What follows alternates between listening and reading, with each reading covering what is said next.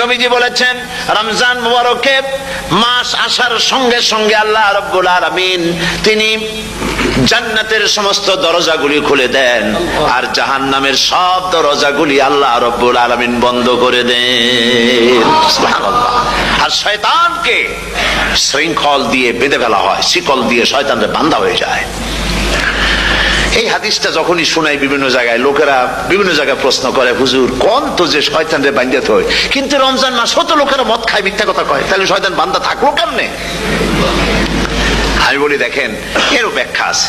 এর ব্যাখ্যা হলো এই, কোন কোন ঘড়ি আছে একবার চাবি দিলে 6 মাস চলে, আর একবার চাবি দিলে 2 বছর চলে, আবার চাবি দিলে লাইফ চলে যায়, এরকমের ঘড়িও আছে। কোন কোন মানুষের শয়তানে এমন চাবি দিছে যে চাবিতে 6 মাস চলে, কোনটায় 10 মাস চলে, কোনটায় বছর চলে।